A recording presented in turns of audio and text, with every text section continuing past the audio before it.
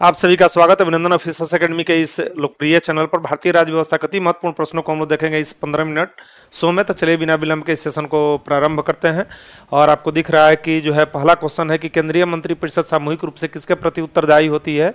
राज्यसभा के प्रति, कि लोकसभा के प्रति, कि राष्ट्रपति संसद के प्रति? तो केंद्रीय मंत्रिपरिषद सामूहिक रूप से लोकसभा के प्रति उत्तरदायी होती है, लोकसभा के प्रति उत्तरदायी होती है। उत्तर बी आपका सही हो जाएगा। अब अगर पूछा है कि मंत्रिपरिषद जो है मंत्री व्यक्तिगत रूप से किसके प्रति उत्तरदायी होते हैं, तो मंत्री व्यक्तिगत रूप से राष्ट्रपति के प्रति उत्तरदायी होते हैं। मंत्रियों की नियुक्ति राष्ट्रपति के द्वारा की जाती है। प्रश्न नंबर 2 आपके सामने है कि भारत के संविधान को किसने अंगीकृत किया? भारत की जनता ने, भारत की संसद ने।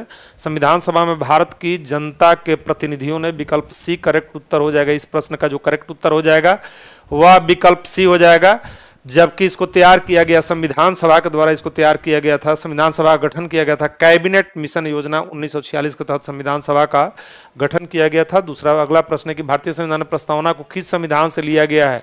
तो प्रस्तावना लिया गया अमेरिकी संविधान से लिया गया, अमेरिकी। जबकि प्रस्तावना की भाषा जो ली गई है, प्रस्तावना की भाषा यह ऑस्ट्रेलिया से। प्रस्तावना की भाषा यदि पूछा जाएगा कि प्रस्तावना की भाषा कहाँ से ली गई है, तो भाषा यह ऑस्ट्रेलिया से ली गई है। ऑस्ट्रेलिया से प्रस्तावना की भाषा ली गई है, प्रस्तावना की भाषा ली गई है ऑस्ट्रेलिया से। और इसका आधार बना नेहरू द्वारा प्रस्तुत उद्देश्य प्रस्ताव, इसका आधार बना नेहरू द्वारा प्रस्तुत उद्देश्य प्रस्ताव, इसका आधार बना।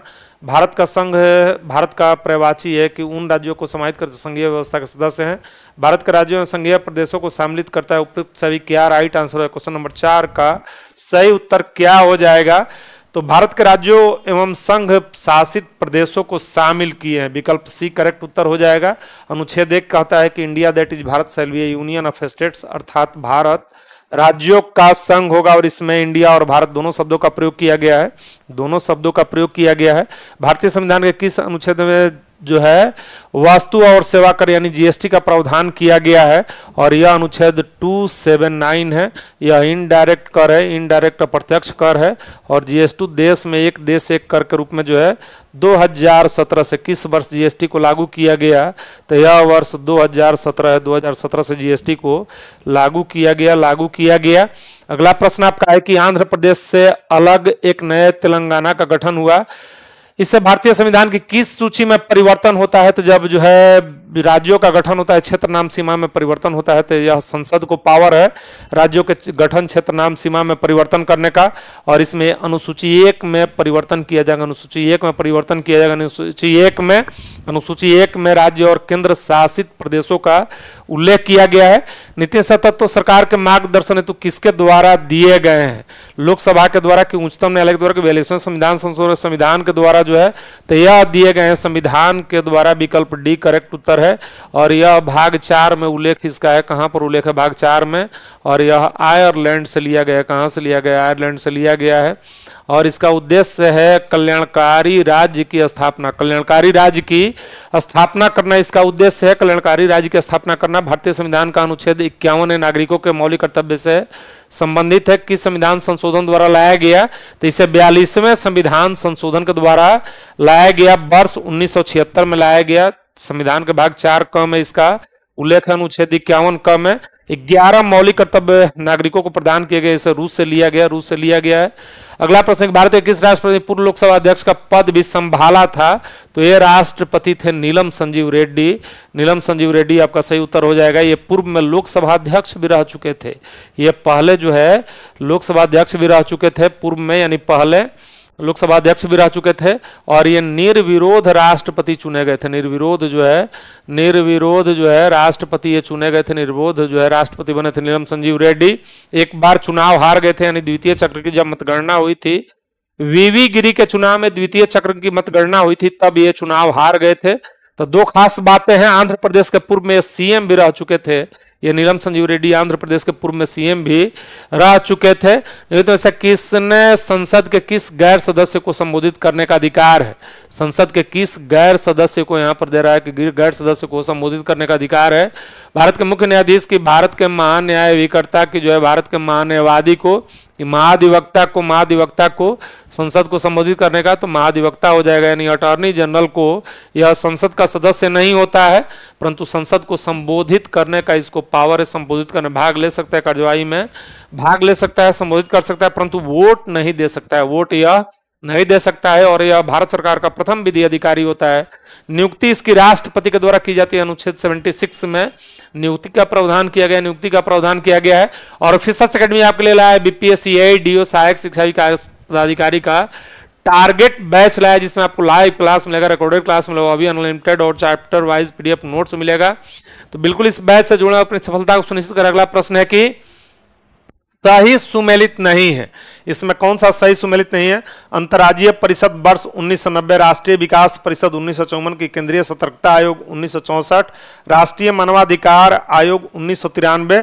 करेक्ट उत्तर हो जाएगा, चूंकि यहां पर पूछा जाए कि कौन सही नहीं है, तो यह हो जाएगा राष्ट्रीय विकास परिषद। इसका गठन हुआ था 6 अगस्त 1952 को राष्ट्रीय विकास परिषद का गठन हुआ था। और इसके पदेन अध्यक्ष प्रधानमंत्री होते हैं। पदेन अध्यक्ष कौन होते हैं? तो पदेन अध्यक्ष भारत के प्रधानमंत्री होते हैं। पदेन अध्यक्ष जो है प्रधानमंत्री होते हैं। योजना आयोग और राज्यों के बीच समन्वय स्थापित करने के लिए इसका गठन किया गया था। लोकसभा का प्रथम विपक्ष के नेता कौन थे? मोरारजी देसाई, आई.बी. चौहान, कि राम सुभग सिंह थे, कि हीरालाल समरिया थे?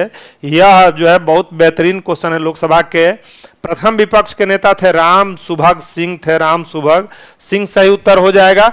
और विपक्ष का नेता को कैबिनेट मंत्री का दर्जा प्राप्त होता है। और विपक्ष का नेता दर्जा प्राप्त करने के लिए लोकसभा में 55 सीटें प्राप्त करनी होती है, 55 सीटें प्राप्त करनी होती है। और जो है कैबिनेट मंत्री का दर्जा प्राप्त होता है लोकसभा में, जो है विपक्ष के नेता को कैबिनेट मंत्री का दर्जा प्राप्त होता है। राज्यों में से उस चुनिए लोकसभा में सबसे ज्यादा प्रतिनिधित्व भेजते हैं, तो यह हो जाएगा आपका बिहार, आंध्र प्रदेश, राजस्थान, अरुणाचल प्रदेश, बिहार, गोवा। तो इसमें आपका सही उत्तर हो जाएगा बिहार, आंध्र प्रदेश और राजस्थान आपका सही उत्तर हो जाएगा। बिहार से 40 लोकसभा की सीटें हैं, आंध्र प्रदेश से 25, राजस्थान से, ये काउंट करने पर आपका सबसे अधिक सीटें यहीं से। और लोकसभा का मैक्सिमम सीट 552 हो सकता है। 1954 से पहले लोकसभा को जनता का सदन कहा जाता था। 1954 से इसका नाम लोकसभा पड़ गया। कौन राज्यसभा का सदस्य था जब वह पहली बार भारत का प्रधानमंत्री नियुक्त हुआ? लाल बहादुर शास्त्री, की श्रीमती इंदिरा गांधी, की मोरारजी देसाई, कि नरेंद्र मोदी कौन जो है राज्यसभा के भी सदस्य थे? 14 नंबर क्वेश्चन का सही उत्तर क्या हो जाएगा? 14 नंबर क्वेश्चन का सही उत्तर, इंदिरा गांधी जब जो है पहली बार भारत की प्रधानमंत्री नियुक्त हुई तो वह राज्यसभा की सदस्य थी। अन्य प्रधानमंत्री जो राज्यसभा के सदस्य रहे हैं वह है एस.डी. देवगौड़ा रहे हैं। डॉक्टर मनमोहन सिंह भी राज्यसभा से ही हुआ करते थे। और श्रीमती गांधी ने 3 बार प्रधानमंत्री पद की शपथ श्रीमती गांधी के द्वारा लिया गया है। 3 बार प्रधानमंत्री पद का शपथ लिया गया है, जबकि 4 ऐसे प्रधानमंत्री हुए जिन्होंने 3 बार प्रधानमंत्री पद का शपथ लिए हैं। 4 ऐसे प्रधानमंत्री हुए हैं। इनमें से भारत के किस राज्य में द्विसदनीय व्यवस्थापिका है? गुजरात, केरल, तो यह बिहार में द्विसदनीय व्यवस्था है। 6 राज्यों में है यह, यूपी, बिहार, महाराष्ट्र, आंध्र प्रदेश, तेलंगाना और कर्नाटक राज्य में द्विसदनीय व्यवस्था यानी विधान परिषद ही विद्यमान है। अगला है कि जो है किसी राजनीतिक दल को राष्ट्रीय दल का बनाने कितने राज्यों में मान्यता जरूरी है? और यह मान्यता जरूरी है 6 राज्यों में। 6 राज्यों में कौन मान्यता देता है? इलेक्शन कमीशन ऑफ इंडिया, जो कि संवैधानिक निकाय है, यह मान्यता प्रदान करता है। न केवल मान्यता प्रदान करता है बल्कि चुनाव चिन्ह भी आवंटित करता है। चुनाव चिन्ह भी आवंटित किया जाता है। 6 अभी राष्ट्रीय दल हैं। भारत में कितने राष्ट्रीय दल हैं? तो इनकी संख्या अभी वर्तमान में 6 राष्ट्रीय दल अभी हैं। वर्तमान में 6 राष्ट्रीय दल हैं। चलिए अगला प्रश्न आपका है कि संसदीय सरकार की गोपनीयता के सिद्धांत पर संचालित होती है, जिसका अभिप्राय यह है। क्या है? विकल्प जो है 17 नंबर क्वेश्चन का सही उत्तर करे क्या हो जाएगा? इसमें हो जाए कि मंत्रिमंडल की बैठकों का समय, तय तिथि सार्वजनिक रूप से बताए नहीं जाते हैं। मंत्रिमंडल के सदस्य मंत्री परिषद की कार्यवाही से संबंधित सूचना को उजागर नहीं कर सकते हैं। विकल्प 20 का करेक्ट उत्तर है कि सदस्य जो है मंत्री परिषद की कार्यवाही से संबंधित सूचना को उजागर नहीं कर सकते। यह विकल्प सही है, यानी विकल्प 20 प्रश्न का सही उत्तर हो जाएगा। अगला प्रश्न है, किसने भारत के संविधान को सशक्त केंद्रीयकरण करने की प्रवृत्ति रखने वाला एक संघ शासन की संज्ञा दी? फाइनर की, जेनिंग्स की, वियर की, ऑस्टिन, ये सभी संविधान विशेषज्ञ हैं। किसके द्वारा दी गई? तो यह दिया गया आइवर जेनिंग्स के द्वारा, आइवर जेनिंग्स के द्वारा। और इन्होंने कहा ही भारतीय संविधान को वकीलों का स्वर्ग। एक और बेहतरीन प्रश्न इनका है, इन्होंने जेनिंग्स ने भारतीय संविधान को वकीलों का स्वर्ग कहा है। भारतीय संविधान को वकीलों का स्वर्ग कहा है। भारतीय संविधान को वकीलों का स्वर्ग इनके द्वारा कहा गया है, वकीलों का। जबकि केसी वीर यह कहेंगे वकीलों का स्वर्ग, ये कहेंगे स्वर्ग कहेंगे, वकीलों का स्वर्ग कहें। जेनिंग्स जो है भारतीय आइवर जेनिंग्स इनका पूरा नाम है। जबकि केसी वीर इसे अर्धसंघीय संविधान कहेंगे, अर्धसंघीय संविधान कहेंगे। इनमें से किसका संबंध केंद्र राज्य संबंध से है? पहले की राज्य मन्नार समिति का संबंध केंद्र राज्य संबंध से है। सरकारी आयोग का संबंध भी कैसी जो है केंद्र राज्य संबंध से। एमसीसी तलवार समिति का भी संबंध केंद्र राज्य संबंध से है। संसदीय शासन प्रणाली की किन विशेषताएं क्या होती है? संसदीय शासन प्रणाली की विशेषताएं क्या होती है? इसमें दो प्रकार की कार्यपालिका पाई जाती है, बिल्कुल पाई जाती है। सरकार का अध्यक्ष प्रधानमंत्री की नियुक्ति करता है, बिल्कुल। राष्ट्रपति के द्वारा प्रधानमंत्री की नियुक्ति होती है। कार्यपालिका का अस्तित्व संसद पर आधारित होता है, विकल्प डी करेक्ट उत्तर है इस प्रश्न का। सही उत्तर आपका डी हो जाएगा। भारत के राष्ट्रपति पर महाभियोग चलाने के लिए कम से कम कितने दिनों की पूर्व सूचना देनी आवश्यक है? तो यह 14 दिन की पूर्व सूचना अनुच्छेद 61 में महाभियोग का उल्लेख किया गया। अनुच्छेद 61 में महाभियोग यूएसए से लिया गया है और यह एक अर्ध न्यायिक प्रक्रिया। महाभियोग किस तरह की प्रक्रिया है? तो महाभियोग एक अर्ध न्यायिक प्रक्रिया है। अगला प्रश्न, के में से कौन उपराष्ट्रपति के बारे में सही नहीं है? अपना त्यागपत्र राष्ट्रपति को दे सकते हैं कि वह राज्यसभा को बहुमत से पारित प्रस्ताव द्वारा हटाया जा सकता है। अपना कार्यकाल की पद की अवधि के समाप्त होने के बाद तत्काल पद छोड़ेगा, यह सही नहीं। तब तक पद छोड़ते नहीं है जब तक उनके उत्तराधिकारी पुनः सत्ता नहीं ग्रहण कर लेते हैं। अगला प्रश्न कि भारत के प्रधानमंत्री क्या होते हैं? नियुक्त होते हैं कि निर्वाचित होते हैं कि मनोनीत होते हैं? उपयुक्त सभी होते हैं। विकल्प 23 का सही उत्तर क्या है?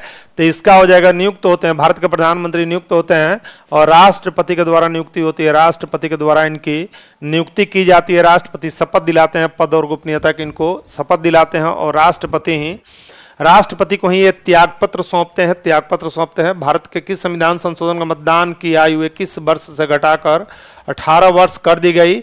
और यह मतदान की आयु आपका किस अनुच्छेद में 61वें संविधान संशोधन के द्वारा जो है 21 वर्ष से घटाकर 18 वर्ष कर दी गई। मताधिकार का अधिकार दिया गया अनुच्छेद 226 में। मताधिकार का अधिकार दिया गया। मताधिकार का अधिकार पूछे तो यह अनुच्छेद 226 है। भारत में न्यायिक पुनर्वलोकन का प्रयोग किसके द्वारा किया जाता है? केवल सर्वोच्च न्यायालय के द्वारा। सर्वोच्च और उच्च न्यायालय दोनों के द्वारा किया जाता है। और यह न्यायिक पुनरावलोकन कहाँ से लिया गया है? यूएसए सुप्रीम कोर्ट का न्यायिक पुनरावलोकन का उल्लेख अनुच्छेद 137 में 137 में न्यायिक पुनरावलोकन का उल्लेख किया गया है। अगला प्रश्न आपके सामने कि शासन का ऐसा रूप जिसमें शासकों का चुनाव, तो लोकतंत्र में शासन का ऐसा रूप है जिसमें शासकों का चुनाव लोग करते हैं। लोकतंत्र डेमोक्रेसी शासन का सबसे लोकप्रिय रूप है। भारत विश्व का सबसे बड़ा लोकतांत्रिक देश है और परिभाषा इसकी दी गई है democracy is a government of people for the people by the people. यह अब्राहम लिंकन की परिभाषा है। यानी लोकतंत्र जनता का, जनता के लिए, जनता के द्वारा शासन होता है। शिक्षा एक विधि विषय के रूप में सम्मिलित है किसमें? संघीय सूची में कि राज्य सूची में कि समवर्ती सूची में? एजुकेशन किसका विषय है? तो यह समवर्ती सूची का विषय। एजुकेशन जो है समवर्ती सूची का विषय है। जबकि रक्षा, विदेश, संचार, मुद्रा, बैंकिंग ये सभी संघ सूची का विषय है। वांचू समिति के रिपोर्ट प्रथम भाषा के आधार पर गठित राज्य कौन सा था? और यह गठित राज्य था आपका आंध्र प्रदेश। यह भाषा के आधार पर पहला गठित राज्य भी था आंध्र प्रदेश जो है भाषा के आधार पर। इसी से अलग होकर 2 जून 2014 को तेलंगाना का गठन किया गया। 2 जून 2014 को आंध्र प्रदेश से ही तेलंगाना राज्य का गठन किया गया। इसका मद्रास राज्य से अलग राज्य के रूप में गठन किया गया। मद्रास राज्य से अलग। भारत में नागरिकता की निहित विशेषता में कौन सा सही है? राज्य राष्ट्र दोहरी नागरिकता है कि राज्य की का संपूर्ण भारत की एकल नागरिकता है। और यह कहाँ से लिया गया है? यह ब्रिटेन से लिया गया। एकल नागरिकता ब्रिटेन से लिया गया है। और जीविका के लिए बैच लाया ऑफिसर्स अकेडमी, जिसमें विभिन्न सारे पदों के लिए आपकी जो है तैयारी कराई जाएगी। तो बिल्कुल इस बैच से जुड़े हैं और आप लाभान्वित हुए। भारतीय संविधान का कौन सा अनुच्छेद बच्चों के शोषण के विरुद्ध अधिकार से संबंधित है? यह अनुच्छेद आपका 24 जो है बाल श्रम के निषेध से है। और 14 वर्ष से कम के बच्चों को खानों, कारखानों और खतरनाक कामों में नियोजन पर प्रतिबंध लगाया गया, नियोजन पर प्रतिबंध लगाया गया है। अगला प्रश्न, भारतीय संविधान में समानता का अधिकार 5 अनुच्छेदों में है और वह अनुच्छेद 14 से 18 तक, समानता का अधिकार अनुच्छेद 14 से 18 तक है, पहला मौलिक अधिकार है। जबकि आपका 19 से 22 में स्वतंत्रता का अधिकार है, 23-24 में शोषण के विरुद्ध अधिकार दिया गया है, 25 से 28 में धार्मिक स्वतंत्रता का उल्लेख है, अनुच्छेद 32 का संबंध संवैधानिक उपचारों से है। संवैधानिक उपचारों से निम्नलिखित में से कौन सा मानव अधिकार भारतीय संविधान मौलिक अधिकार भी है? तो इसमें अब शिक्षा का अधिकार मौलिक अधिकार भी बना दिया गया है।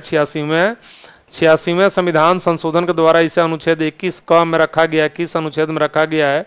21 के क में रखा गया है। 21 के क में संविधान किस अनुच्छेद द्वारा जो है नागरिक के लिए संविधान का अनुपालन करना, उसके आदर्शों, संस्थाओं, राष्ट्र ध्वज का सम्मान करना प्रदर्शित करता है? तो यह अनुच्छेद 51 का क हो जाएगा। और यह कहाँ से लिया गया है? रूस से इसको लिया गया। 42वें संविधान संशोधन के द्वारा इसको शामिल किया गया। 42वें संविधान संशोधन के द्वारा शामिल किया गया है। संसदीय शासन में वैधानिक संप्रभु कौन होता है? संसदीय शासन व्यवस्था में वैधानिक संप्रभु कौन होता है? तो यह पार्लियामेंट है और यह विधायिका है। यह राष्ट्रपति, लोकसभा और राज्यसभा से मिलकर संसद का गठन होता है। संसद का गठन होता है और भारत में द्विसदनीय व्यवस्था को अपनाया गया, जो कि 1919 के एक्ट से यह लिया गया। 1919 के एक्ट से संघात्मक सरकार कौन सा आधार है? व्यवस्थापिका कार्यपालिका का मध्य संबंध, केंद्र राज्यों का मध्य संबंध, न्यायपालिका कार्यपालिका का मध्य संबंध, उपयुक्त सभी। संघीय शासन व्यवस्था की जो कि कहाँ से लिया गया है? कनाडा से लिया गया है। कनाडा से तो केंद्र और राज्य का मध्य संबंध, उत्तर आपका सही हो जाएगा। कनाडा से लिया गया है। भारत की संघात्मक व्यवस्था में 3 सूचियों में शक्ति विभाजन कहाँ से लिया गया है? अमेरिका के संविधान से कि कनाडा के संविधान से कि भारत शासन अधिनियम 1935 से कि दक्षिण अफ्रीका से कहाँ से लिया गया है? 36 नंबर क्वेश्चन का उत्तर क्या हो जाएगा? तो यह कनाडा के संविधान से लिया गया है। कनाडा के संविधान से इसको लिया गया है। कनाडा के संविधान से 3 सूचियों में संघ सूची, राज्य सूची, समवर्ती सूची है। अधिकतम लगाया जा सकता है राष्ट्रपति को कितने वर्ष तक? तो यह 3 वर्ष तक लगाया जा सकता है अनुच्छेद 356 में, और राज्यों के संवैधानिक तंत्र के विफल होने पर इसको लगाया जाता है। विकल्प आपका क्वेश्चन नंबर 38, संसदीय शासन प्रणाली का जन्मदाता किसे माना जाता है? संसदीय शासन प्रणाली का जन्मदाता ब्रिटेन को माना जाता है। संसदीय शासन प्रणाली का जन्मदाता ब्रिटेन है। हित में से भारतीय संविधान का अनुच्छेद में से किस समय राष्ट्रपति के मंत्रिपरिषद की सलाह करने के लिए बाध्य है? मंत्रिपरिषद यानी राष्ट्रपति को सहायता देने के लिए जो है मंत्रिपरिषद होगी, और यह बाध्य अनुच्छेद जो है किस अनुच्छेद में बाध्य है? 73(1) कहेगा कि राष्ट्रपति को सहायता देने के लिए जो है मंत्रिपरिषद होगी, यानी राष्ट्रपति अपने अधीनस्थ पदाधिकारियों के माध्यम से शासन करते हैं। अगला प्रश्न, निम्नलिखित में से कौन सा विधेयक राज्यसभा में प्रथम बार प्रस्तावित नहीं किया जा सकता है? तो यह धन विधेयक को प्रथम बार प्रस्तावित नहीं किया जाएगा। यह जब भी आएगा पहले तो यह कहाँ पर आएगा? लोकसभा में, और इसको कहेगा अनुच्छेद 109 कि यह लोकसभा में आएगा। अनुच्छेद 110 में धन विधेयक की परिभाषा दी गई है। अनुच्छेद 100 धन विधेयक में धन विधेयक की परिभाषा दी गई है, और लोकसभा अध्यक्ष यह प्रमाणित करते हैं कि अमुक विषय धन विधेयक है या नहीं। और 72वीं बीपीएससी के लिए ऑफिसर्स अकेडमी फाउंडेशन बैच लाया, जिसमें लाइव रिकॉर्डेड क्लास मिलेगा, चैप्टर वाइज पीडीएफ नोट्स मिलेगा, बोर्ड पीडीएफ मिलेगा 15 टेस्ट के साथ जो है।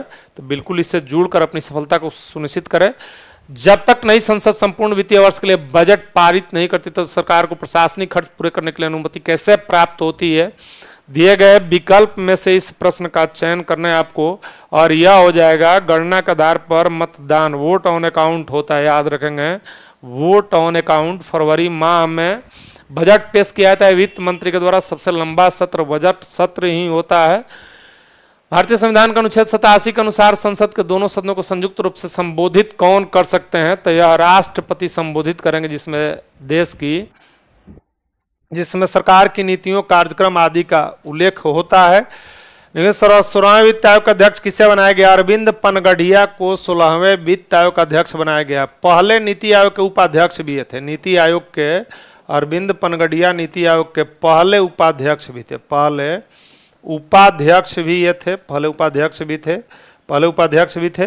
निर्वाचन क्षेत्रों का सीमांकन किसके द्वारा किया जाता है? यह परिसीमन आयोग करता है। संसद अनुच्छेद 82 के तहत परिसीमन अधिनियम पारित करती है, और तब राष्ट्रपति के द्वारा परिसीमन आयोग का गठन किया जाता है। राष्ट्रपति के द्वारा जो है परिसीमन, यह सीमा को खींचने का काम किया जाता है, सीमांकन किया जाता है, यह परिसीमन आयोग करेगा।